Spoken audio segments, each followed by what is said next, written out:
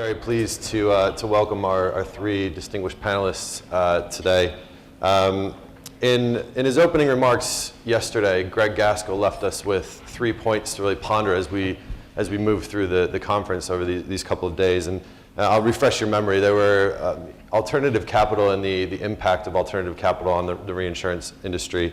The ability of the industry to generate growth and profitable earnings over time, and innovation in the market and how the industry can harness innovation to help move forward. On this panel, I think we'll touch on the first and third point a bit, but really in the context of how the second point is important for the sector and the ability of the sector to generate profitable growth and earnings. At Standard & Poor's, we believe that the reinsurance sector has generated very strong earnings over the last 5 years, which has led to record levels of capital. And I think this has also attracted the attention of others who are looking to get in on the party and to ride the coattails of reinsurers' success in recent years to take some of the profit as well. But I think if we took a look under the hood, this seemingly well-oiled machine isn't as well-oiled as you may think. I think there are a lot of challenges faced by reinsurers these days, namely felt it couldn't. Reserve releases have generated a significant amount of profits over the last few years, particularly in Bermuda. And we don't think that that is a sustainable form of earnings going forward, at least not at the levels we've seen in the past.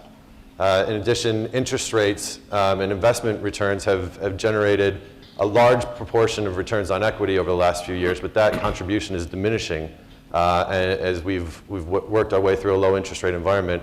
And we expect that to continue over the next 2 to 3 years, making it harder to generate the returns that we've seen in the past.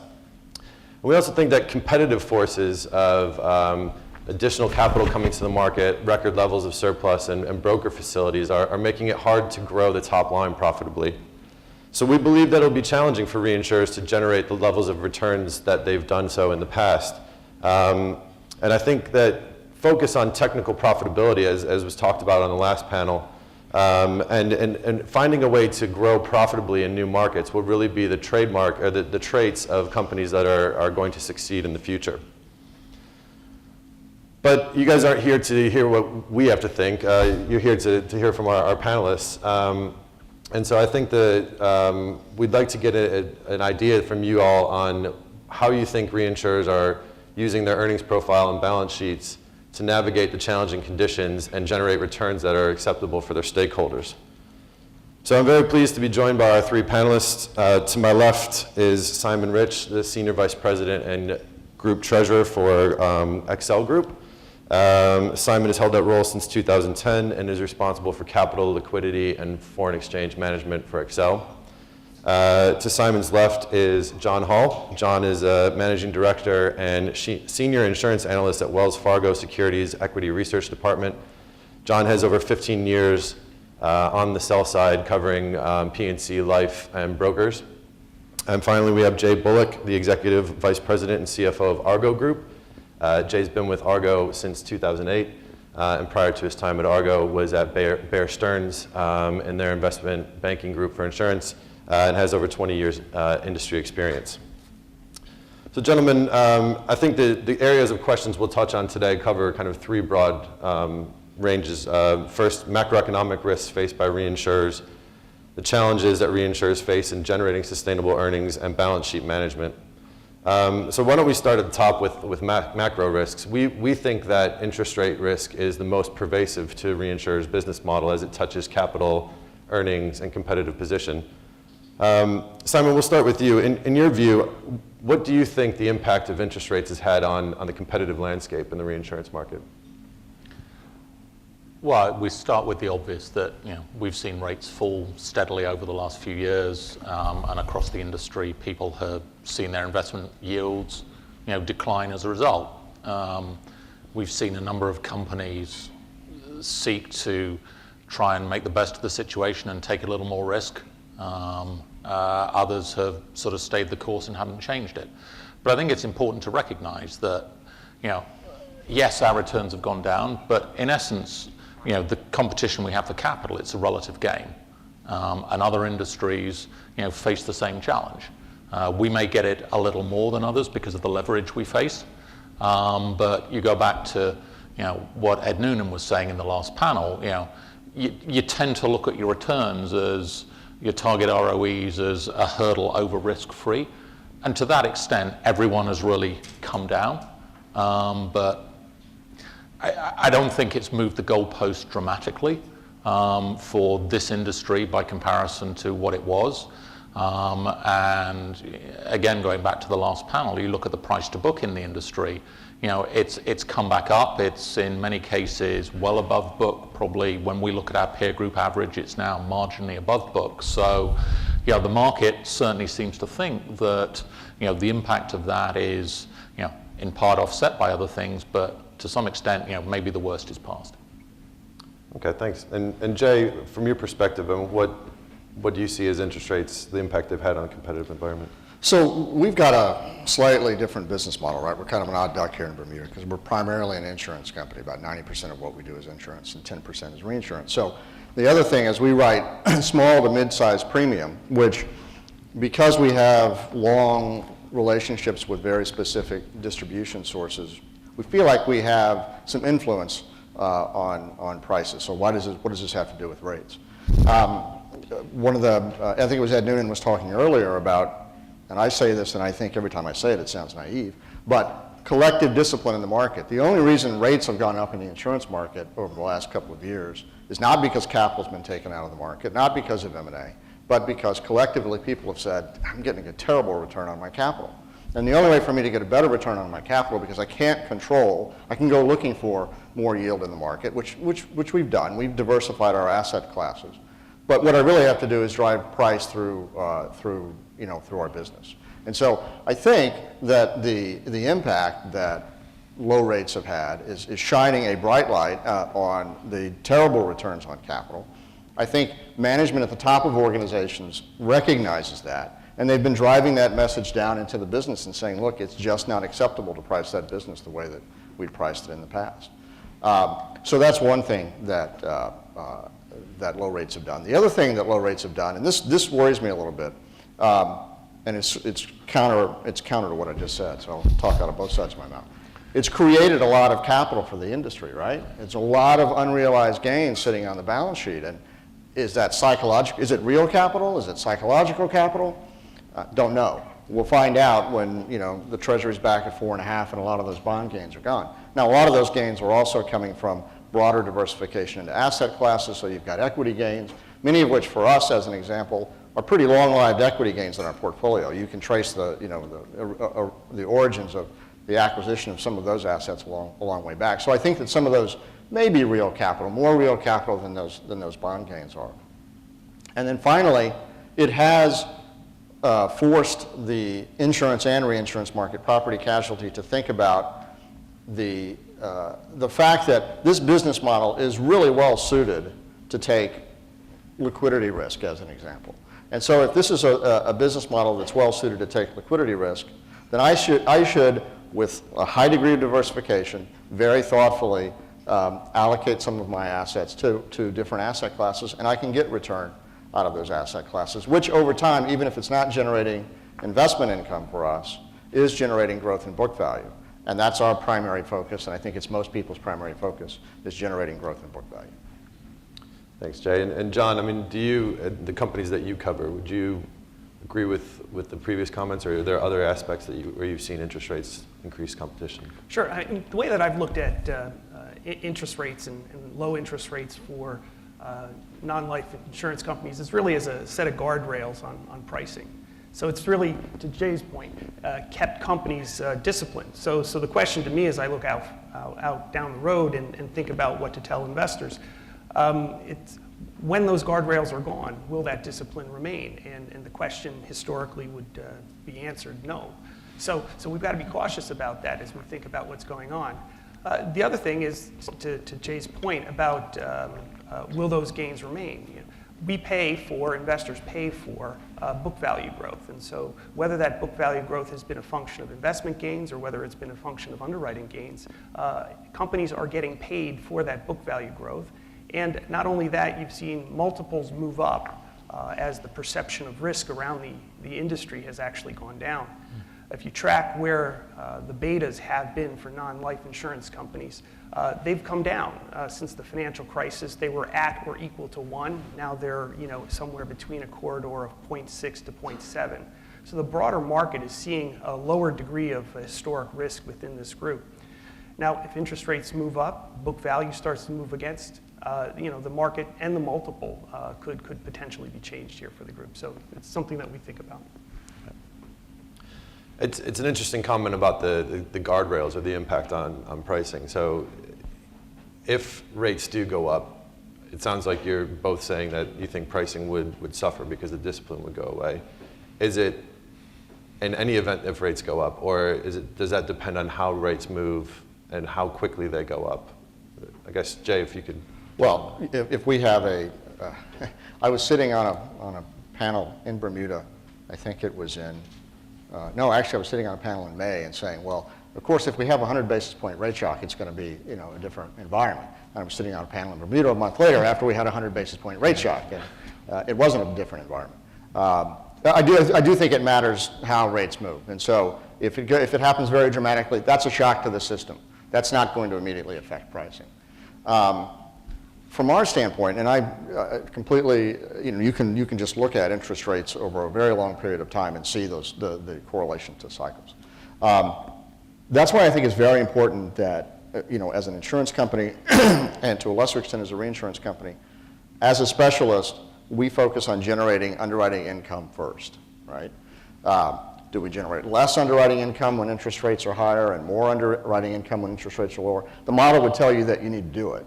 But there's something about keeping the underwriting organization focused on, let's make money for the house, let's make some underwriting profit first, that helps to retain some of that discipline, so that if rates go back to 5, 6, or 7%, I don't see people feeling satisfied with a combined ratio of 102 or 104.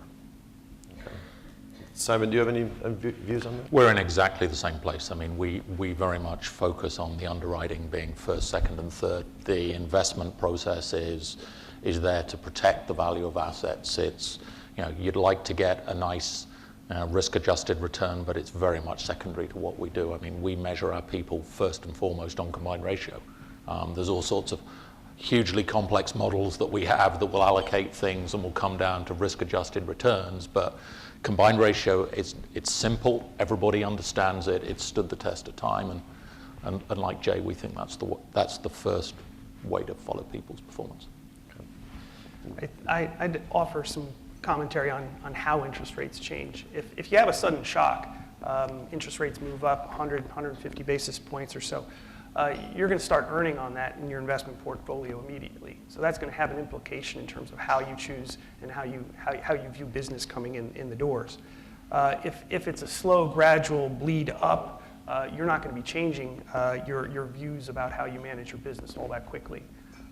On the way down, it was our observation that we were in a low rate environment for probably 18 to 24 months before companies actually were convinced that it was going to be a more permanent set of conditions. So there is a bit of friction on the slow changes, but I think on the faster changes, there's a much quicker move to react. Yeah, and I would just add to that, especially in the casualty business, right? I mean, we all try to react to what's happening in the marketplace as we see it, but information in the casualty lines comes in slowly. You don't react to it immediately, either positively or negatively. And as a result, it sort of happens once a year. Once a year you sit down and say, do I have the right loss pick and do I have the right rate in the market? And I remember distinctly, and I obviously I don't because I can't remember which year it was. I think it was 2011. And the question on everybody's mind, and the question you would get every time you would sit down with an investor, Provide coverage mandatorily just made it unacceptable. Everybody was terrified about inflation. So you were sitting there in 2011 thinking, oh my God, there's about to be this wave of inflation. And maybe it was 10, I don't exactly remember the time frame. But guess what? It didn't happen. And rates stayed low for a much longer period of time. So you would have been sitting in that market anticipating perhaps that, again, I'm just picking the 10-year as a benchmark, that the 10-year might be at 4% before you know it. And guess what? It went to 165. So it's even more challenging, I think, in a casualty environment. Yeah, can I just adding to that? I think that's spot on because, as you say, you put the capital out there and it's there for some time, and we've seen since your panel in May, the 10 years gone from 160 and 270 something now, and I would think the odds are. And maybe I should poll all the bankers in the audience to tell me where it's going, but the odds are it's probably going up from here, but it's not impossible it's back at 160. Mm-hmm. I mean, there's forces out there. You don't have to stretch too far to see Europe getting into problems and us getting back to 160. And I think there's been such volatility over the last few years, and there is so much structural problems still in the system, the unwinding of QE, the problems over in Europe, that there's potentially an awful lot of volatility out there, and I think people are going to be slower rather than faster to act as a result, because you can react to today's rate, but you're always thinking, but what's it going to be tomorrow, a month, 6 months from now? And the range of outcomes is wider than historically you would have expected it to be. Yeah. So when underwriters are thinking about this, are they pricing in historical rates?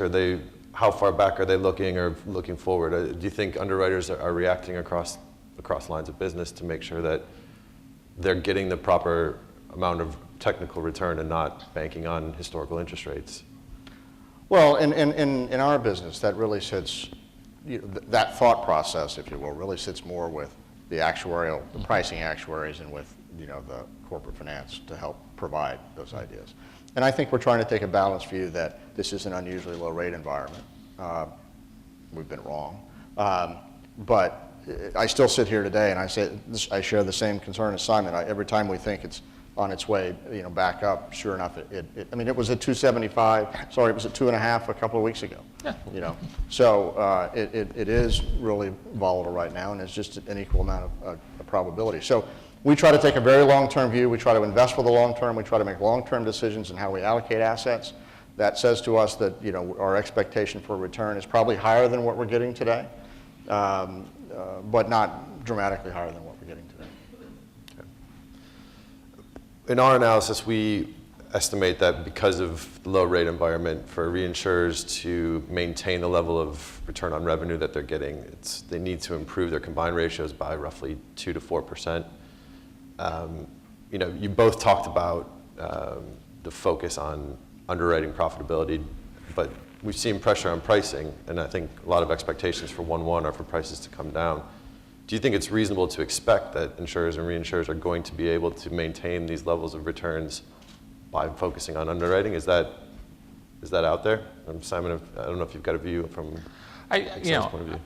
I think it depends. I think it depends on the business mix you have. I think for someone if you've been running casualty business, North American casualty business over the last few years, that's been a pretty skinny market, and I think there are going to be few people there who've been building up reserve releases. On the island, it's been, there hasn't been the big US event. There have been some big cat events around the world, but it's been a relatively benign 3 or 4 years. And I don't think it's unreasonable to think that people have taken the opportunity, to build their balance sheets and maintain some prudence in there. And we're a slow-moving industry. We are an oil tanker in terms of how we report our results. And you may get prices going down at 1/1, but you don't report those results until into 14, and maybe you think it'll be better. It's 15. It's going to be a long time. I don't think you're going to see things falling off a cliff and prior developments suddenly drying up in 14. Jim? Yeah, Jay, do you have any views on that? We still think so again, I hate to repeat myself, but it's a small piece of what we do. It's only about 10% of what we do. So we're actually more highly levered to a soft reinsurance market from returns for us, because we buy a fair amount of reinsurance, than we are in selling reinsurance. That said, in our reinsurance business, we still think that there's good pockets of opportunity. It's like any other specialist business, though. You can't just be taking the market. You have to be first off, you have to get a good balance in your book, but you have to be focused on where you're where you're placing your bets, and doing it in a specialist fashion. For us, though, and every company, I think, is sitting in their own paradigm. We really started focusing. We made a series of transactions in 07 and 08. Take it over. And The focused government is in intently the awkward on position now, trying risk to get out selection, early. because that was a combination of businesses in 9 and 10. And so you saw our premium volume come down. It's now started to work its way back up. But the focus for us was get the risk selection right, and then get the scale right. So the thing that we're really spending a good part of 2014 working on, or planning for 14, is how do we get more scale in our business? How do we put our capital to more effective use? How do we get our expense base more effectively? How do we use our resources more effectively? That's how we think we're going to get that notional 200 to 400 basis points of additional underwriting in. So to answer your question from its origin, the focus on underwriting, which we think we've done a good job on for the last couple of years, and I think the industry has been focused on it, there's been some outliers, has to be consistent. You can't take your eye off the ball there. Otherwise, you'll lose the 200 basis points on underwriting that you thought you were going to get on the expense side, and you're right back where you started. Sure. And John, in your coverage of the market, do you think it's possible for the sector as a whole to generate these types of underwriting gains in order to offset that, or are there some who may not? I mean, if names of these outliers. Not everybody's created equal, but let's just take it more broadly. Think about, say underlying combined ratios are roughly the same from this year to next year. Investment income is roughly the same. We'd have to build in to our expectations a more normal cat load than what we've seen this year. So just on the surface, without top line growth, you're looking at a year that really from one year to the next has to generate less book value growth than you saw in the year prior. So I mean, you're starting behind the ball right off the bat. When we look at underwriting performance and the like, you've been operating in an extraordinarily low inflationary environment, and I would guess that most of the companies in this room are assuming inflationary trends to be greater than what's actually happened. So as long as that set of conditions where you're building in higher inflation expectations into your reserve setting process, there's going to be a level of redundancy. So in our estimates and the way that we look at numbers, we are assuming a level of redundancy from one year to the next. We don't have any great precision about it, but we're basically looking from each year 80% of the year prior as a baseline is where we'd start, and then we'd use individual company performance as a differentiator. So it's going to be tough, and the way that investors look and the way that we think about the sector is really about book value growth.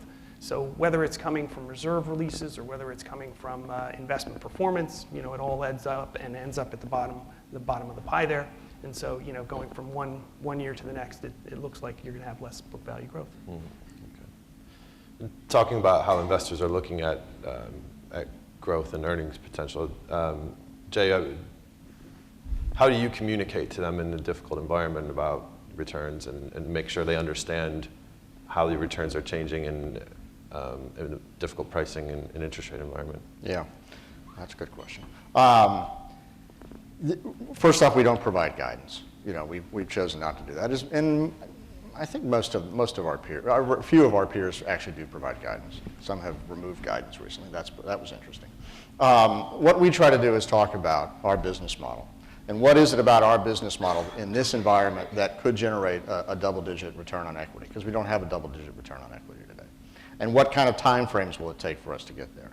And what we've said is that we think by the end of 2015, we will be generating quarterly results that generate a double-digit return on equity. And what that relies upon is the right amount of leverage. It relies upon the right amount of underwriting profit, and it probably can be done even in the interest rate environment that we sit in today. So for us, it's more about communicating the business model and the progress that we're making. So what can people look to us to do? Well, we've said we need to generate 5 points of underwriting profit. Now again, everybody sits in their own paradigm, and you look at Argo and you say, okay, why do you not have 5 points today? Well, scale has been an issue for us because when we made hard underwriting decisions, we dropped the top line.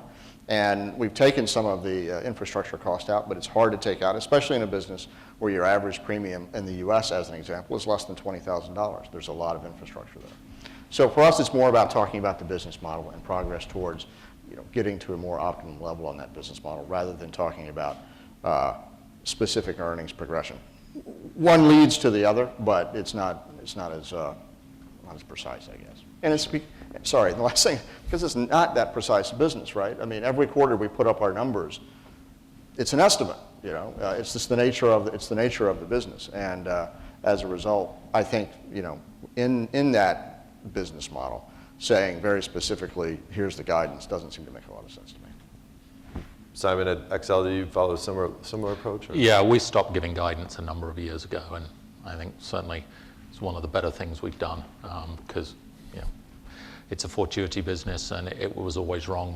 But like Jay, we try and explain what we're trying to do, the drivers of the value. We've got a great reinsurance business that's turned in very, very good results for a number of years. Our focus has been for the last couple of years on improving the returns on the insurance business. We've said we're trying to grind our way down to a 90 combined, and they're making great progress, but we're still a few points away from that. And in terms of doing it, there's a number of levers we're pulling. Scale is one of them. We are a global program writer, so we're in a number of countries around the world. That's an expensive network to maintain, and it's always a question of how much premium you can put through that network.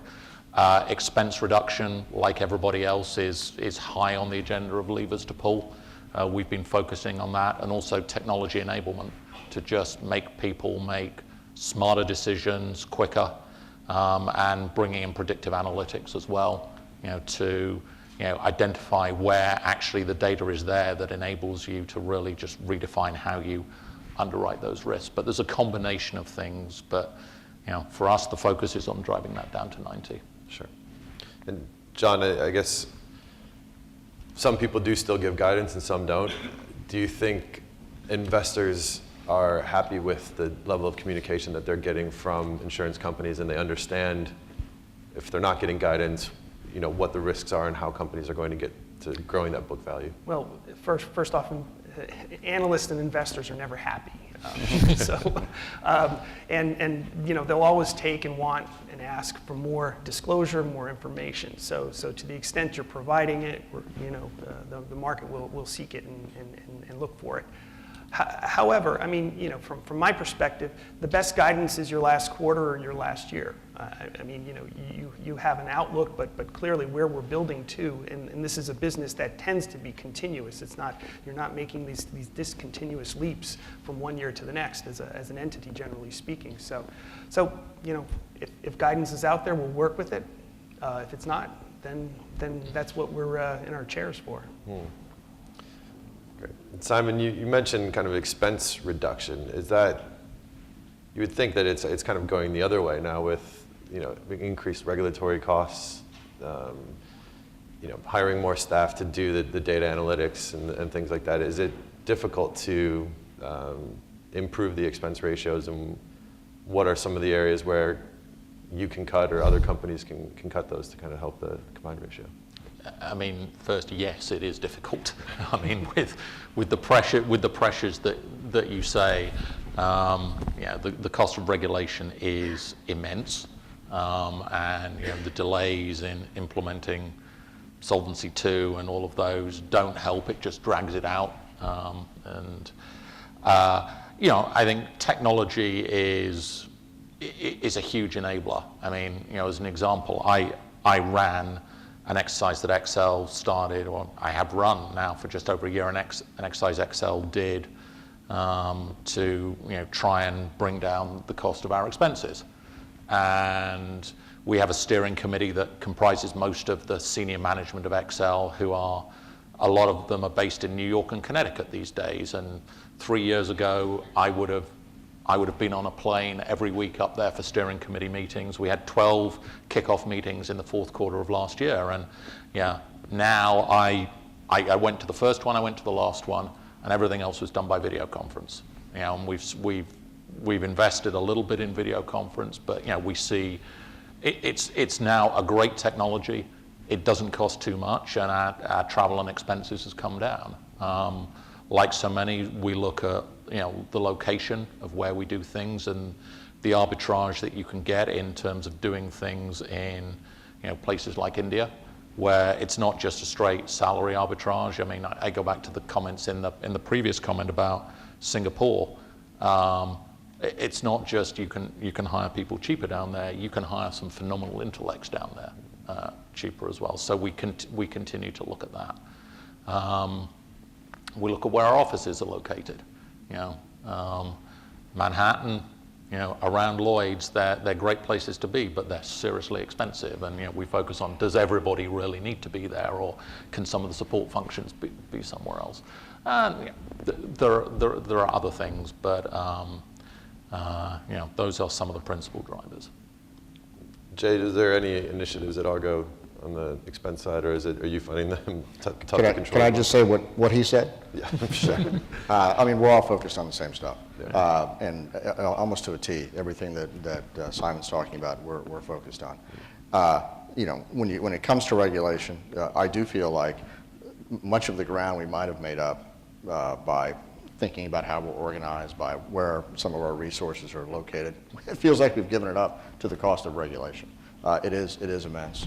And we operate in the Lloyd's market where it's immense, and we operate in Bermuda where it's has quite a cost, and we operate in the U.S. But I think the answer to all of this, so that is what it is. Solvency II will be implemented in 2016, because that's the last time. I really mean it. That's the last time I'm going to move it. We'll deal with that, but to solve the larger issues, to make the organization smarter, technology is really the answer. So we are investing a lot of time in our technology and how we deliver product. Again, it's a different business model because we're delivering to really small premiums. So for us, technology is absolutely critical. And that doesn't mean I have to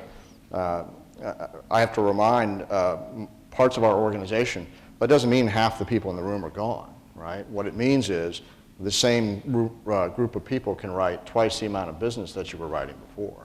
That's what we're aiming towards, right? So that's where scale comes into it, twice being notional.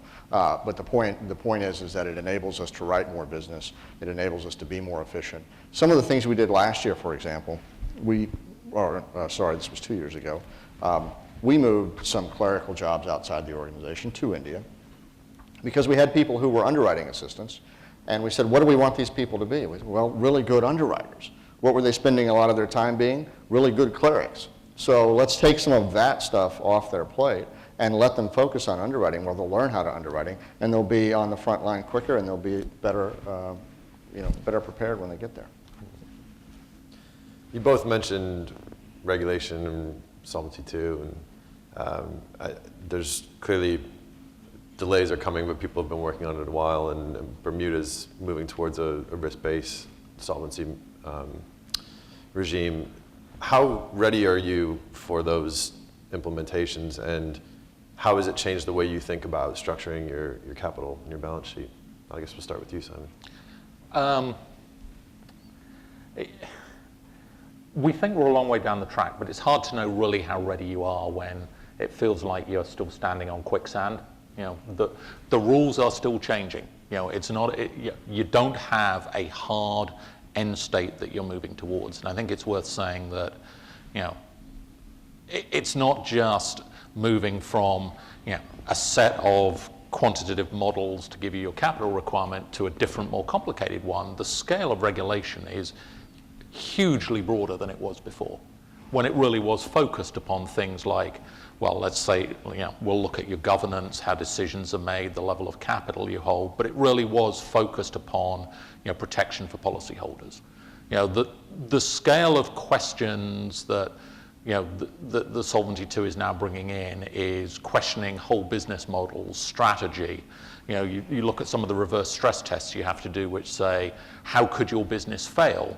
Well, that tests every aspect of it. It's like, should you be expanding in this territory? Should you be buying this? Should you be in this business line? So, the degree to which that becomes, the degree to what you have, or the degree of compliance in that area is, to my mind, not yet established. Some of the stuff on capital instruments is not yet really nailed down. So I think we're as far along as we can be, recognizing, of course, it's a 2016 firm deadline. And I mean it of this course, time. yeah. This time, I mean, we don't know what it is, but we think we're in good shape. But time will tell.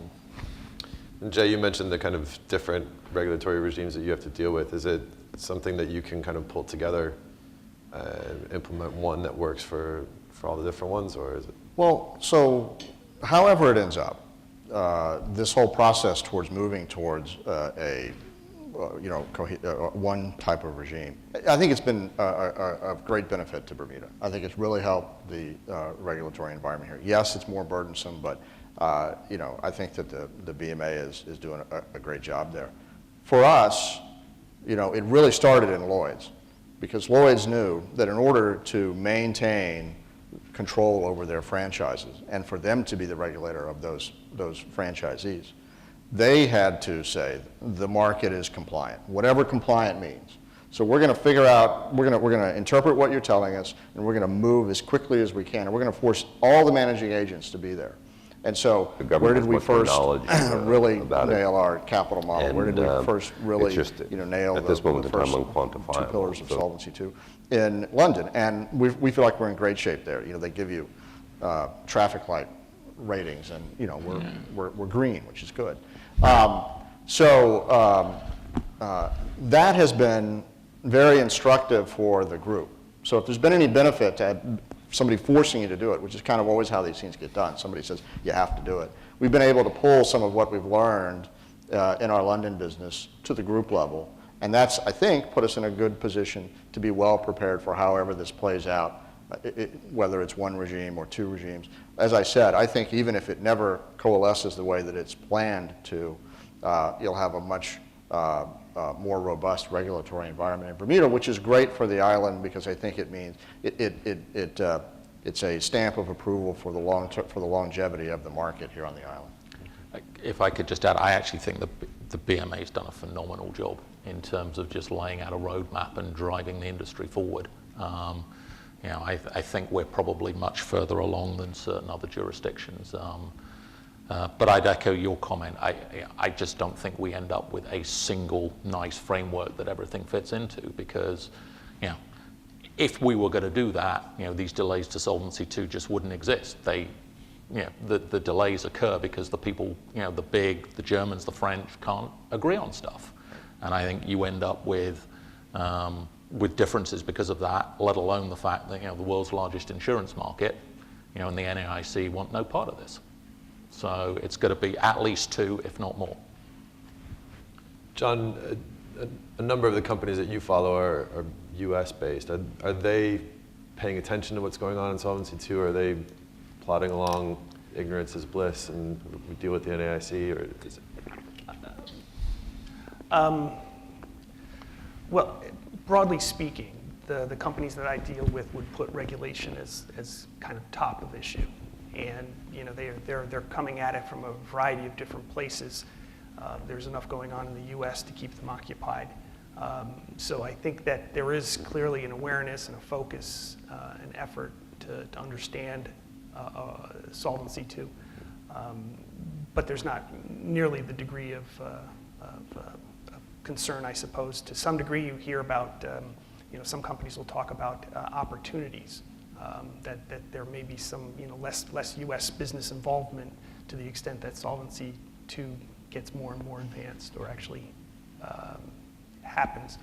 So I think there's some reaction along those lines, but they're still a few yards behind. Sure.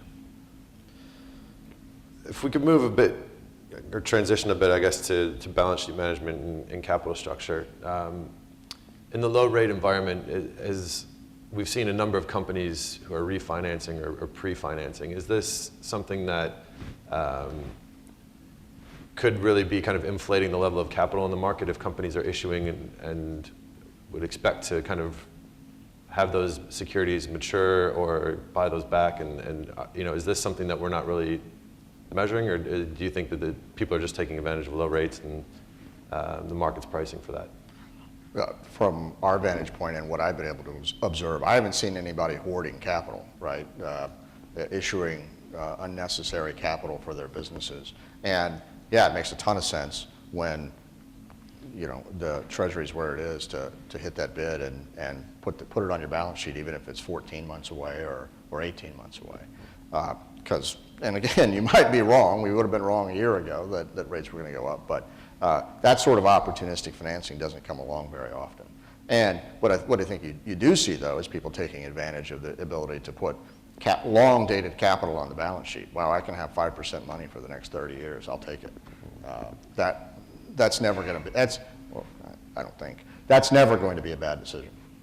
Sure. Simon, do you have any views on that? Yeah, I mean, I'd echo Jay's comment. Yeah, we haven't seen people blowing up their balance sheets and just sitting on the capital, because what do you do with it? It's gonna drag the ROEs down even further. But yeah, we've seen a lot of attractive pre-financing, and I think historically people will have pre-financed 6, 9, 12 months out. We've now been seeing people do it 2 years out, recognizing that things aren't going to be as great. But S&P has its leverage constraints. You're not going to let us sit on huge levels of leverage for some time. So you never say never with this. But I agree with Jay. I mean, 30-year money at five and a bit.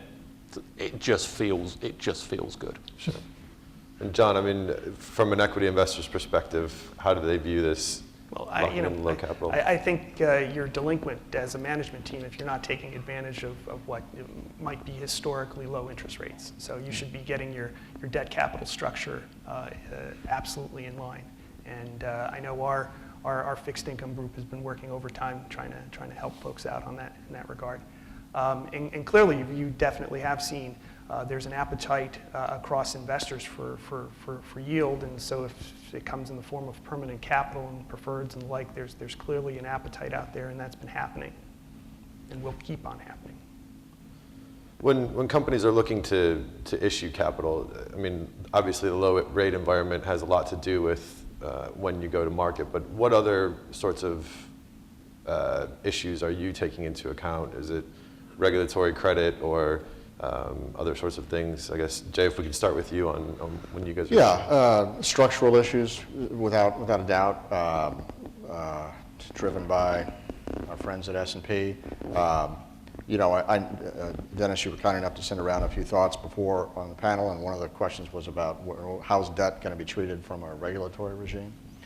This is a point that really frustrates me, and because I think the regulators need only look to the rating agencies to say, okay, there's two questions here. There's the quantum of capital and there's the quality of capital.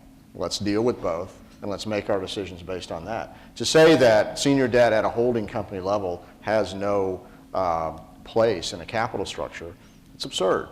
It just is, right? And so we've tried to be thoughtful about it. We issued some senior debt back in 2012. We were thoughtful about it rather than, did we want to do that rather than doing preferred?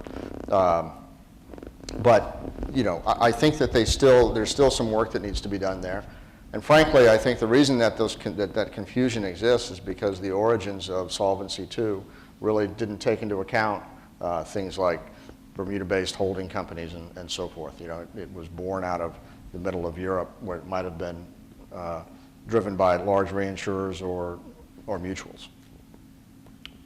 Simon, from Excel's perspective, some of the things you consider when you... Yeah, we're in exactly the same point. I mean, Solvency II looms large, and the treatment of senior debt and, in fact, preferreds. We've seen a number of people putting, Solvency II compliant preferreds out there, but recognizing the fact that they may not be Solvency II compliant, putting in lots of sort of bells and whistles that allow them to be called, without penalty.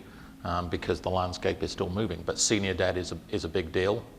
We have one further complication in that our debt is not issued, our debt and prefs actually aren't issued directly out of the parent company. We effectively now have a finance company, which is one level below the parent company. And within a Solvency II regime, certainly in group solvency, they basically give you capital, credit and own funds for either the parent company or a trading company.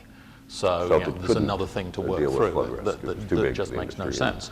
I mean, I have to say, I fear that we may not win the senior debt battle. I mean, if you look at the capital structures that companies have in Europe, they have, yes, senior debt has its place, but a lot of Solvency II compliant instruments, which are significantly more expensive, are now there in the capital structure. And I think, there is going to be a lot of competition or a lot of pressure from the Europeans, who are going to go, well, hang on, we've paid this price. We're not going to sign up to anything that allows people to just come in and, have a capital structure that is in essence significantly cheaper, because we'll be at a competitive disadvantage. You talked about different types of capital issuances and things like that. And there's been a lot of discussion in terms of reaction to the regulatory changes on the banking side, where a lot of banks have issued these contingent convertibles, and Swiss Re's been in the market earlier this year with 2 of those. Is this something that is under consideration within your organizations or the wider market, or do you really see the value in these types of equity write-downs or conversions? I mean, I think we will look at any sort of instrument and we'll measure it against, what do we think the cost of it is? We'll look at things like that. Again, looking at some of the distinguished bankers in the audience, we've seen products from them and their banks which are sort of triggered off reinsurance events. The typical sort of COCOs are triggered off just the overall financial state of the business, but we've seen some more nuanced ones as well. All of these make sense, and it's a question of what are the alternatives and what's the cheapest and best way of doing it. Does it make sense to buy reinsurance in this form or just in the traditional market? Part of the uncertainty of all of these is what is the capital treatment for it. We have not yet issued a COCO or done anything like that, but it is one of the things we do review on a regular basis. Jay, anything? Dennis, you and I spoke about this last night. From my vantage point, it's, that's an extreme tail risk. And so I look to what are my alternatives for extreme tail risk. I can have the ability to tap a capital market, or I can go buy reinsurance. And for us, the reinsurance options and where we feel comfortable and what we think is prudent have been more attractive thus far. John, anything to share from what you said? Well, I mean, generally we favor simpler capital structures than complex ones. So anything that adds a degree of complexity is there has to be a really strong rationale for why it's there. Our experience goes back a little ways, and this isn't the first time that COCOs have made their way into the marketplace. And there were companies on island like Scottish Re that they didn't work out all that well with. So investors have a long memory. Of course. I'm conscious that we're running close to our time, but I wanted to give an opportunity for members of the audience to ask some questions. There are microphones around, so are there any questions from anyone? Right here in the front, please. Yeah, hi. When you talk about the book value per share growth outlook going into next year, I sort of understand the point of assuming a more normalized cat load, assuming investment income flat. But I would think that, when you talk about the combined ratio sort of staying flat, I would think there'd be some pressure from, price increases on the attritional loss ratio. I understand that there are things that can be done on the expense side to partially offset that. But I'd be interested to hear from Jay and Simon kind of what you guys are doing to alleviate that attritional loss ratio pressure, whether it's on the retro side or it's restructuring your books. Well, we actually think we're making progress against our attritional loss ratios, right? So if you're referring to the reinsurance business, yeah, there is pressure there. Yeah. In our insurance business, we actually feel like through risk selection, better information, better technology, we've made progress and we continue to make some progress. We're seeing rate increases. So again, bifurcate it, 10% reinsurance, 90% insurance. We're seeing rate increases across our insurance book in every one of our segments. Now, not every line of business, but in every one of our segments. On the reinsurance side, I still think that the business, if you're selective about what you do, I think it's had good. I think it's got good technical pricing for the last couple of years. So, if it softens a bit, that doesn't include writing business in the Florida market where it drops off the edge of the table, right? So that's not a big focus of ours. Yeah.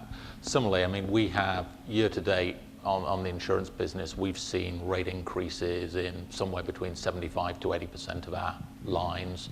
The prop cat clearly gets the headlines. It's the new sexy topic, and yes, those rates are under pressure. But overall, we're seeing risk-adjusted rate increases. On top of that, global economies are showing growth, not huge levels of growth, but as an industry, we typically go as the economy goes. We're there to support the economy and take a little bit of GDP. So there's a small favorable headwind there. So we're not expecting to see combines deteriorate in 14 as against 13. And with Excel specifically, that's because your insurance segment improvement is offsetting your reinsurance segment, the pressures there. Well, don't forget, prop cat is one of our lines in the reinsurance segment. We have a number of longer tail businesses in Europe and the US as well. So we have 36 business lines currently across Excel, of which 2 are prop cat, the European and the North American. So across reinsurance and insurance, the overall other numbers of business lines we think outweighs the decline you're seeing in the prop cat area. Thank you. I guess the final question from me then, at the beginning, I mentioned our view that reinsurers have had strong earnings in the past. We're expecting earnings to continue to be strong, albeit weaker than what we've seen in recent years. If each of you would be kind enough to kind of give your view on what you think the market's prospects for profitability are over the next couple of years, and whether or not your company is in a good position. Simon, Should I start? Yes. Should we start the man who knows the answers? Well, I sort of outlined, our general expectation that we're going to see book value growth at a level lower than we did last year. Returns on equities that are in the general low double-digit range. But you're essentially getting paid for that right now in the marketplace. I mean, you've seen multiple expansions. So as you look at, rates are rising across insurance books, but at very low levels. They're coming down, broadly speaking, across reinsurance. Similar economic conditions, slightly marginally improved in Europe, maybe. The same slog in the U.S. And that just doesn't add up to multiple expansion for the group at the moment. You're seeing Provide coverage reinsurers mandatorily just made it specifically unacceptable. Well, it's offer been or become parts of the alternative capacity world, and that's adding return. So they're not standing static. So there's an element of capital efficiency that's being built into the models that might not have been there in other slower down cycles. That's helpful. So a company like RenRe would talk about adding 3 to 4 percentage points to their ROE out of all of the alternative capital opportunities that they're giving. I thought we were going to make it through a whole panel without touching on alternative capital. But it's there, and it's not necessarily a bad thing for the companies. The companies are finding ways to participate and add to their own returns. So it's not just book value growth. If you can also increase the return on capital as well, that also offers momentum. Simon? Yeah, we feel pretty bullish about things. I think the fundamentals are flat to positive in terms of there is a bit of rate there. There is a bit of growth in the economy. We've had huge success over the last couple of years in terms of attracting real top talent underwriters into the organization. Takes time for them to build up their books, but that is happening. We're on a track to try and grind to 90, and unfortunately grind is the word, in the insurance business, but we believe we're on a good track there, and see no reason that, that's, the progress isn't going to continue. Jay, the last word with you. Yeah, well, I would characterize our outlook as positive, but really challenging. Maybe that's grinding in another form. We continue to see opportunities to add specialty lines. We'll do that.